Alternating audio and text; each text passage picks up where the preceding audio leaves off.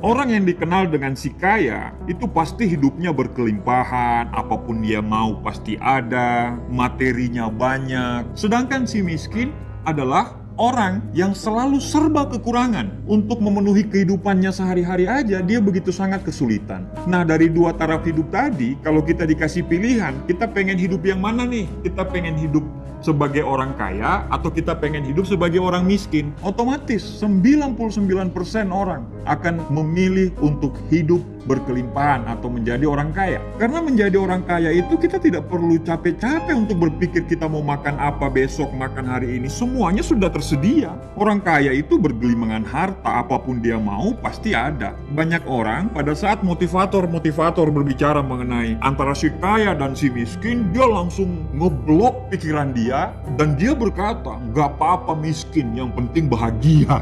Betul, yang penting bahagia. Tapi persoalannya adalah orang kaya banyak yang bahagia tidak? Banyak. Orang miskin ada yang bahagia tidak? Ada. Orang kaya ada yang tidak bahagia tidak? Ada. Orang miskin ada tidak yang tidak bahagia? Ada. Kalau dikasih pilihan, kita mau milih yang mana? Otomatis kita memilih untuk menjadi orang yang kaya. Ada yang bilang, gak apa-apa di atas motor, yang penting selalu ketawa. Daripada di atas Mercy tapi selalu menangis. Tapi kan orang di atas motor itu tidak selamanya ketawa terus, pasti menangis. Nah, kalau dikasih pilihan, Anda mau menangis di mana tuh? Menangis di motor atau menangis di Mercy? Otomatis kalau Anda kasih pilihan itu ke saya akan pilih menangis di Mercy. Sama aja, kalau mau tidak bahagia, orang miskin juga banyak yang tidak bahagia. Walaupun memang orang kaya banyak juga yang tidak bahagia. Sama aja, kalau Anda tanya sama saya harus pilih yang mana? Ya saya pasti pilih yang perfect dong. Saya akan milih orang kaya yang bahagia. Semua kita pasti akan memilih seperti itu.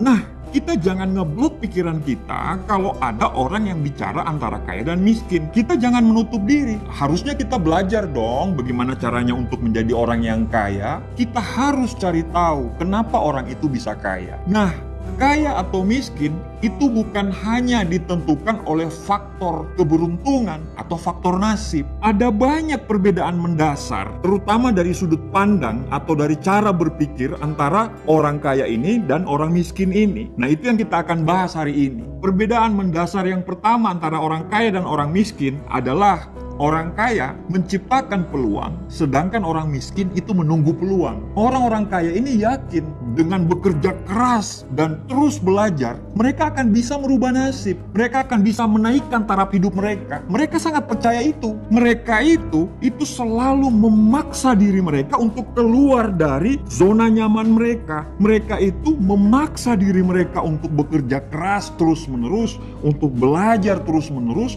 supaya apa? Supaya mereka bisa menciptakan keberuntungan. Karena keberuntungan itu adalah bertemunya antara kesempatan dan kesiapan. Banyak sekali orang-orang yang sudah siap tapi tidak punya kesempatan. Dan banyak juga orang-orang yang sudah punya kesempatan tapi tidak siap. Dan mereka sangat percaya keberuntungan itu akan datang apabila mereka udah siap.